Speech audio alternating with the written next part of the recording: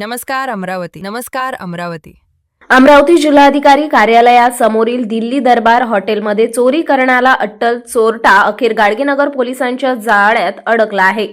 त्याने रामपुरी कॅम्प येथील राम मंदिरातील दानपेटी फोडून 15,000 रुपये चोरल्याची तसेच आशीर्वाद बारमधूनही रक्कम चोरल्याची कबुली दिली आहे। 3 ठिकाणी केलेल्या चोरीचा गाडगेनगर पोलिसांनी पर्दाफाश केला आहे। 26 नोव्हेंबर रोजी रामपुरी कॅम्प येथील राम मंदिरातील दानपेटी फोडून 15,000 रुपये लांबविण्यात आले होते। या प्रकरणी मंदिराचे पुजारी शुभम बजाज यांनी गाडगेनगर पोलिसात तक्रार दिली होती।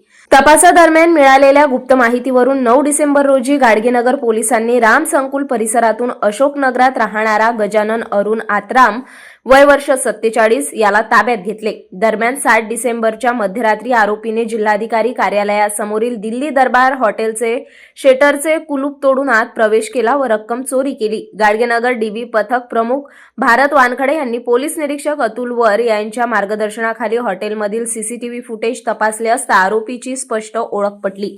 कचून चौकशी केल्यानंतर आरोपीने चोरीची कबुली दिली। तसेच ताब्यात घेण्यापूर्वी त्याने आशीर्वाद बारमधूनही नगदी रक्कम चोरल्याचे पुढे आले। पोलिसांनी आरोपीकडून एकूण 45,000 रुपये किमतीचा मुद्देमाल जप्त केला आहे। ही कारवाई पोलीस आयुक्त अरविंद सावरिया यांच्या आदेशाने पोलीस उपायुक्त श्याम घुगे यांच्या मार्गदर्शनात पोलीस निरीक्षक अतुल वर, विजया पंधरे, पोलीस निरीक्षक वाठोरे यांच्या नेतृत्वाखाली करण्यात आली। या पथकात डीबी प्रमुख भारत वानखडे, प्रकाश मिसाळ, आशिष ठाकरे, नितीन कामडी, मंगेश कुमार मुलनकर, सुशांत प्रधान व मतीन शेख यांचा समावेश होता।